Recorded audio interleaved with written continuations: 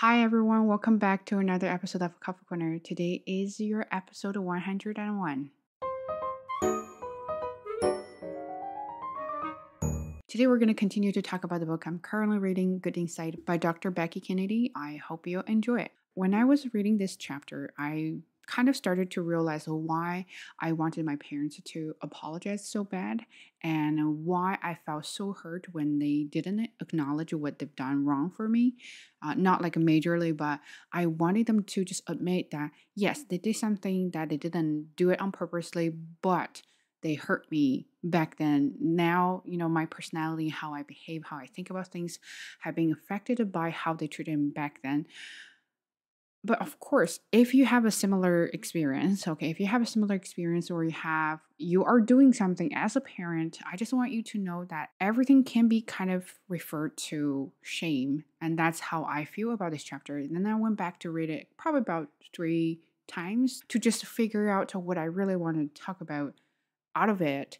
And I really wanted to share my experience, my thoughts about shame, not only about family of origin, but also about how we feel ashamed sometimes when we do something wrong and why we feel that way. So, if you are ready, and grab a cup of coffee or tea or any of the drinks you want, and let's sit down and talk about this.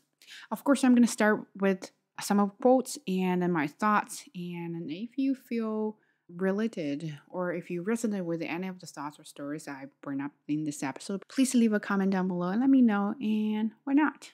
So I wanted to start this chapter with the definition of shame, and not my definition, but definition from the author. She said, I define shame as the feeling that this part of me is not connectable. No one wants to know or be with this part. It's a powerful feeling that tells us we should not want to be seen as we are in the moment. Shame encourages us to avoid contact with others, to hide, to distance ourselves, to move away rather than toward others. And shame activates the ultimate fear for a child, the idea I'm bad inside, I'm unworthy, I'm unlovable, I'm unattachable, I will be all alone. Our last part is about children, but you can definitely use that or apply that to yourself and see if you have or if you ever have that kind of feeling when you feel ashamed. That's how I really want to talk about the definition first. When you feel shame, uh, why do you feel that? Right? I always want to know, why do I feel ashamed? I started to learn French now, and I sometimes when I practice speaking in front of my husband, I still feel ashamed and shy in a very awkward way, in a terrible way. But I then wonder, why did I feel that way? It was, well, French is not my first language, and it's my first time to get in touch with that kind of thing. And of course, I don't know how to pronounce certain words, certain sounds. But why do I have to feel ashamed? After reading this definition, I realized, oh, because I felt like if I do something stupid, if I do something funny, and then people are gonna laugh at me, that's the first thing. That's probably very superficial, but the deep down, I feel like people are not gonna like me. People are not gonna love me because I'm so incapable of doing such a thing. And then back to what I talked about, family of origin, that I've tried so hard to convince my parents or to let them know how hurt I felt when we were doing such and such, and then they never really admit that. They never really wanted to say, yeah, we did something wrong. We really hurt your feeling back then. And um, instead of saying sorry, they went into totally the opposite. They were saying that how ungrateful I was and how I didn't appreciate their effort. They were trying so much. They were trying their best to provide me best of the best at their capability. But it was like, why? I don't need you to explain that. You are raising a kid because you want to. You're not raising a kid to at some point and want us to appreciate what you've done, which I mean, we do appreciate. I do appreciate what my parents have done for me. But that's not the whole purpose story. Why do you have a kid? You don't want a kid to like you're not having a kid because you want them to appreciate what you've done. If so, well, you can do something better than that. Anyway, but they didn't want to. They just didn't even want to admit. I don't want them to apologize, say, "Oh, I'm sorry, I've done something terribly wrong to hurt you." But I just want to say, yeah, we did that, but we didn't realize, that hurt your feeling. This is all I asked for from them. But They didn't want to do it. And then after reading this, I think, okay, my personal opinion, I think they were afraid. Like if they admit that they did something wrong, they really hurt us. They didn't know back then how to respond to certain situations that happened to us.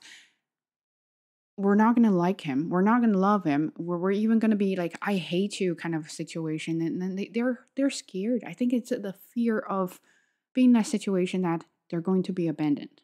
So that's my theory about it when it comes to family origin.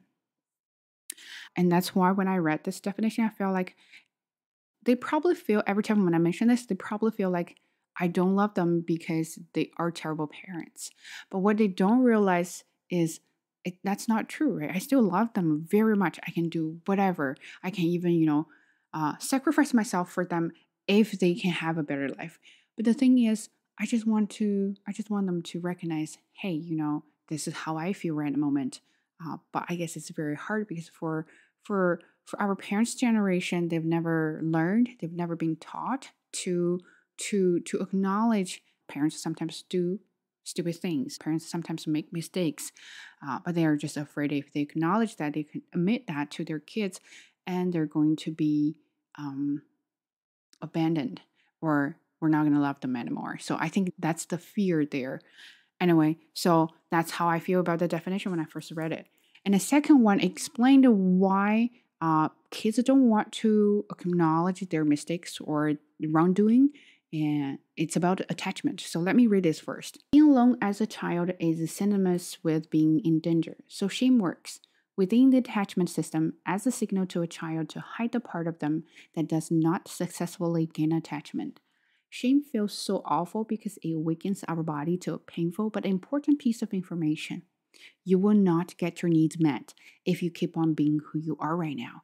Instead, you will be met with rejection, often in the form of judgment, invalidation, ignoring, punishment, scolding, or timeouts that feels like abandonment. Shame says you must change course so you can feel safe and secure. When you make mistakes, you feel you feel ashamed at the moment. Why do you feel ashamed that moment? Because you feel like if you do so, people are not going to like you, and then they'll let you go, and then you feel abandoned and you feel insecure. So instead of admitting, hey, I'm sorry, I did something wrong, you started to reject, say, I'm not doing anything wrong, I'm just being myself. So you use a defense to protect yourself instead of saying that I'm going to open up and let you know this is why I did it wrong and I want to fix it. And for kids especially, they have such a strong self-esteem there and self-ego. You want them to admit that they've done something really wrong, especially in public. They're going to feel ashamed because they feel like if I say yes, I'm doing something wrong, and as parents are not going to love me, and part of me is a bad kid and I'm not lovable, and my parents don't want me, and my parents just want a good part of me, and if I have something bad, that means I'm a bad kid and I will be abandoned. So that's how I feel about this quote. For myself, I think it has been always like that. If I don't get good scores, if I don't shine in front of other people, then my parents will be like, look at other kids. Someone got a good job, they've got a good husband or whatever. You feel like instead of saying that they are doing really great job there, congratulations, they're wonderful, they're awesome, you want to say, they're nothing. Why are you comparing me with someone else? And then you start to realize part of you feel ashamed because you didn't get what your parents want. And part of you feel like, I'm so scared because I didn't get what they want and they're gonna not like me. And that's how kind of shame is created in that moment. But everything is based on my understanding. I might be wrong, so correct me if you have a different opinions or share your opinions with me. I'm not going to read this part, but I really like what it says here is you have to recognize or address that thing, then you know how to solve it. For myself, why do you need to know what shame is in a certain situation? Why do you need to address it first instead of, fixing or reduce shame? Recognizing shame is more important than what I thought. So still using myself as an example, I'm currently learning French as a second language. I basically start from zero. But when I practice speaking, while my husband was here, I was always ashamed of what I was doing. And then if I pronounce something funny and if I say something wrong, or if he says, "Oh, excuse me, what did you say? I didn't understand you." He speaks French. So I felt so ashamed. In that moment, I felt like, okay, maybe because if I do so and he's not going to love me anymore, if I do so, he's going to laugh at me. So he's going to disrespect me. There's a fear, there's the insecurity about how I behave in front of other people. And that's how I feel ashamed at that moment. And also, I think the important thing about this chapter is you have to recognize, hey, at this moment, there's a shame. At this moment, you recognize the problem is the shame. And that's why they behave a certain way. Once you address it, then you can have a better approach, better solution to it. If you don't know what it is, how are you going to solve the problem? All you can see is their behaviors. Right? They feel upset, they feel very rejective. You just can't get them to do anything. They just don't listen to you. Well, in the case of parenting. So that's how I feel about the shame part. But of course, I've been constantly thinking about myself as well. Every time when I feel ashamed, I would start to reflect. I will start to think about myself, why I feel that way. Is it because of fear or anything else? If I do so, if I really feel ashamed, would anything hurt me? Would anyone hurt me? Then I started to kind of gradually get rid of the feeling and I start to be a little bit more brave. So that's how I kind of process this information. I hope that can help you a little bit as well. The third quote is: refusal to apologize is a classic example of shame. It presents as cold and empathetic when, in fact, in this moment, a child is overwhelmed with badness and freezes up. She cannot apologize because to do so, she'd have to see herself as the person who just did something awful and she'd have to face the unwanted feeling of being unlovable to others. I think for myself, for my parents, there's a moment that when they feel they refuse to apologize because they're so scared of losing you. They're so scared that you're not going to love him anymore, or they're going to feel like part of them is really terrible, is really bad, and how this is how we see them, and then they just can't admit that part. And this is why sometimes refusing to apologize is kind of part of being in that situation of shame. So that's how I understand this quote. This quote really helped me understand my parents. And now, of course, I'm not trying my best to convince them that they're wrong. I just wanted them to know that every time when they say certain things, it hurts me. Sometimes they still do that unconsciously. They're not aware of what they're doing. But if I let them know, hey, you do that, you hurt me, they kind of feel embarrassed at the moment, but they realize I'm not going to do that because I hurt her feeling. They've done a really great job. I also got this book for my parents as well. But not saying that you got to read this book and you will understand me. More like you read this book, you will help me educate my little one as they're more willing to do that for their grandson. Anyway, next quote is: we live in a world, unfortunately, where kids are judged on attributes or circumstances that are out of their control, body shame, for example, or shame brought on by economic differences from their classmates. It can be harder to be a kid today. I do really agree with what it says here, with everything with social media, with such easy access to a lot of information. It's hard to control how they feel about the differences and in form of many kinds. I think for myself as well, I never felt, well, I was compared by my parents with other kids verbally, but I never felt that, oh, they had such and such and I didn't. But nowadays, when you are on social media, even as an adult, it's hard to not compare because you would think, oh, this is a perfect example. Okay, sorry, I got a little bit jacked up about that.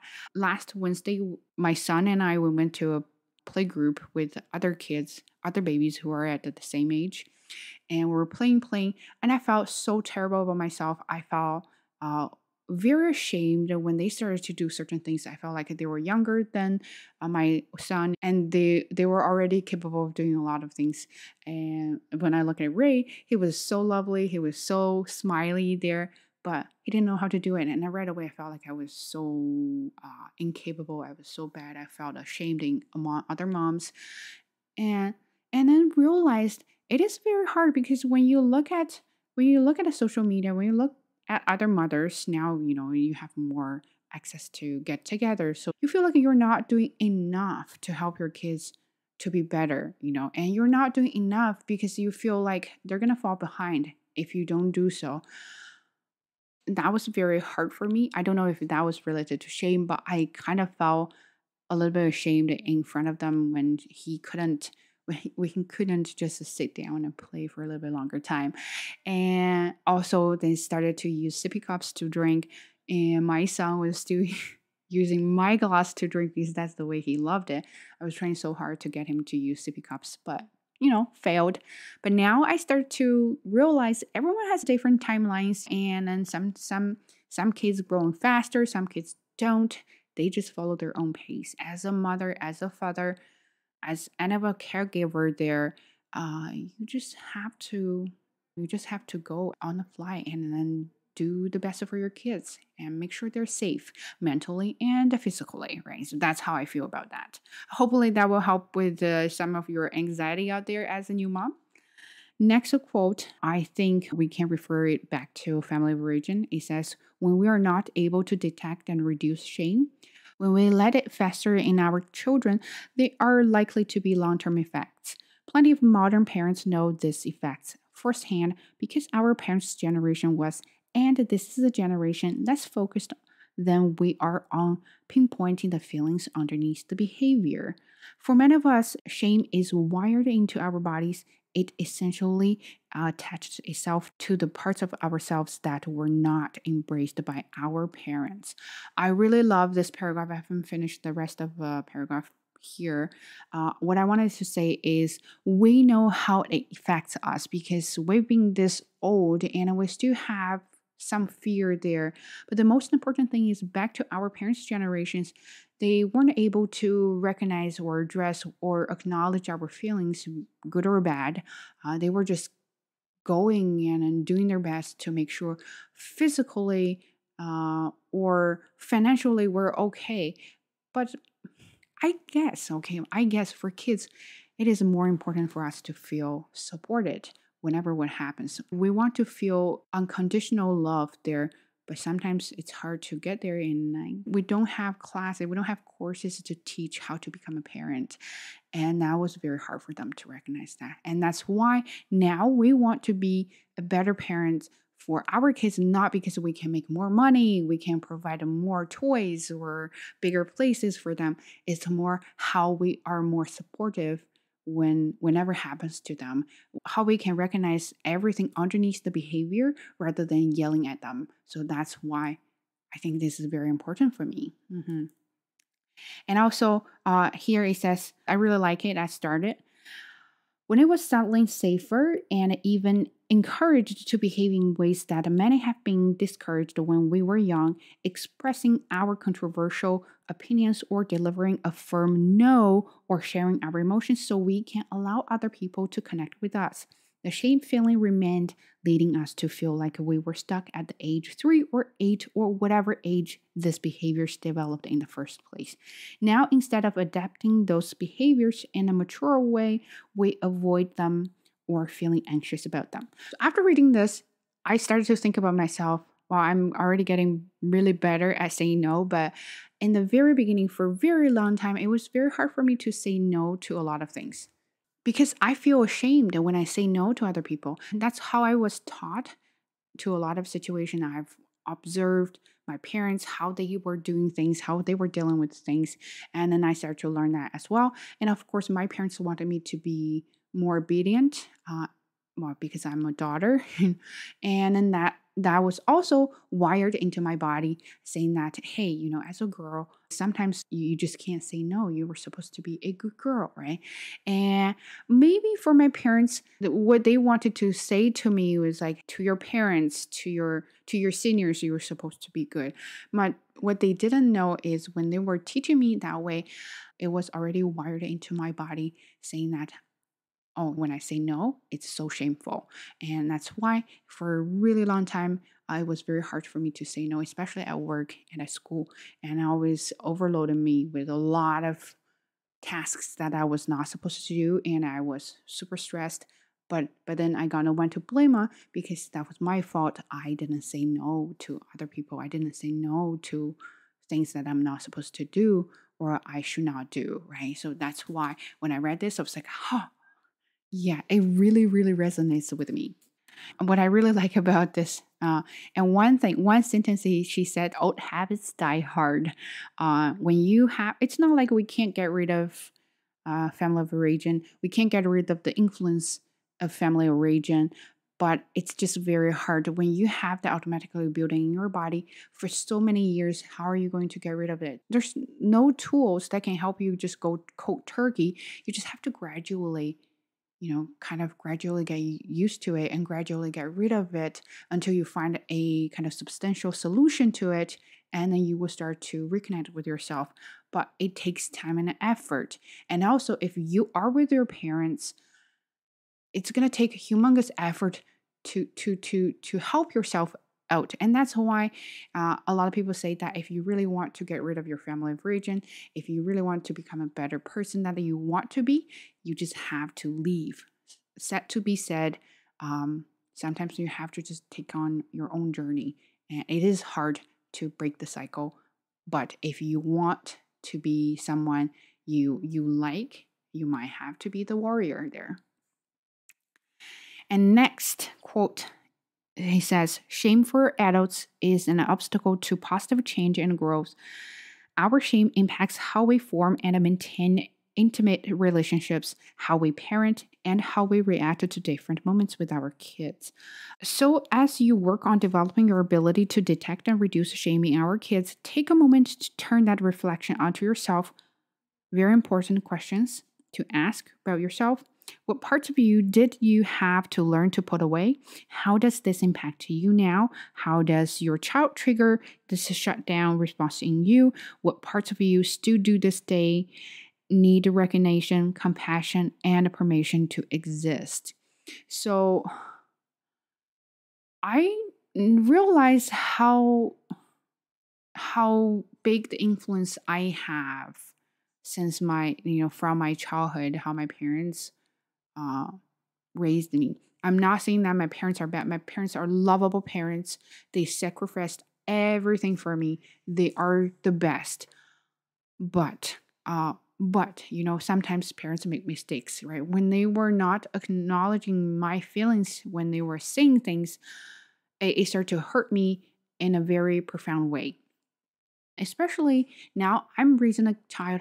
I constantly looking for confirmation. I'm constantly looking for permission when I do things. Doesn't matter if it's from my parents or other people. I just need that. Oh, I'm doing this. Am I doing good? I need confirmation. I need other people to say yes, you're doing a great job. And not only like I'm asking for confirmation. It's more like I need to do it. Somebody sees it and somebody says, "Oh my goodness, babe, you're doing an amazing job raising your little one." But I constantly look for that. And especially now I get together with other moms, I start to compare myself with them because I feel like, oh, I'm not doing a good job about raising my kid. And they're doing way better job raising their kids. So look at how they can do whatever. And I just started to hate myself and started to feel very ashamed of myself doing so. But it took me a very long time to recognize that feeling. And of course, I'm still working on uh, how to help myself get through that stage. But at least now I can recognize it and I will write it down and I'll face it and we'll find a solution later. So that's how I react to those kind of moments. But I'm not saying that family of origin is not such a thing. It definitely is such a thing, but you can get rid of it if you are so determined and you're so willing to, but that takes so much effort and time, and you might have to sacrifice, and it costs a lot to do so. And the last part about this chapter is connection first. And I really like the last quote here. Shame has never been a motivator of positive behavior change at any time, in any place, for any type of person. Shame is sticky. It stagnates us. Connection is opening. It allows for movement. Connection is when we show our kids it's okay to be you right now, even when you are struggling. It's okay to be you. I'm here with you as you are. So, sorry. um, what I really love about this quote is not saying that thing to the child. It's more saying that thing to the child whose name is Bei. When I read this quote, I definitely felt a lot of emotional. And I don't know if you can see that through the camera, but I feel like it's a way to reconnect with myself. I've seen that before. Sometimes you just need to be comfortable with yourself. You need to reconnect with yourself, be friendly with yourself. But it's very hard, very difficult. The way we want to compare it, because that's how we were taught by a lot of people in the past. That's how people did it, and that's how we learned that. And that's why a lot of things were really wired into our body, into our mind long time ago, and it's hard to get rid of it. So for us it is very hard to make mistakes. Mistakes make perfect. um but we want to be perfect. We don't want mistakes, that part. And when it happens, we feel so ashamed, because when we were little, when we were at 3, when we were at 8, when we were at 15, even when we were at 18, we make mistakes. We got yelled at because, why are you making mistakes? Instead of recognizing that you've been going through a difficult time, it's hard for you to recognize that, but it's okay if you make mistakes. But we learn mistakes now, and then we don't make mistakes next time, okay? Instead of saying that, we got yelled at, and now for us, when we make mistakes, we're so uncomfortable with ourselves. We're so uncomfortable with our mistakes. Let's take language learning as an example here. And when you learn speaking, you know the whole point of speaking is to speak. But how many of you are so scared of speaking? How many of you are so scared to stand there or talk to people in English, in French, in any kind of language that is not your first language? Because you're so ashamed, you're so scared, because you're so afraid to make mistakes out there, because you think if you make mistakes, people are not going to love you. But what I want to say is, this at this moment, tell yourself, talk to yourself, it is okay if I make mistakes right now, and I recognize the mistake, and I will make up for it. It is okay that I'm not feeling well right now. It is okay I feel overwhelmed. I can't do anything. It is okay I yelled at my kid right now. I acknowledge that. I will apologize. But myself, I will be here with you. I am always here with you. I support you. Even the whole world is against me, I myself be here for myself. So see that to yourself and be a supporter for yourself as well. And you feel a lot better. But all in all, simply put here is connect with yourself first. Recognize your emotions, good or bad, positive or negative. Recognize the first, and then try to be kind to yourself. So that's all I want to say about the shame. And I learned a lot about it. So anyway, let's not get too emotional about it. I hope you can get some value out of this video, and I will be really happy that I helped a little bit. That's pretty much everything about this episode. I hope you like it, and let me know how you think about this episode, and I'll see you next time. Stay tuned.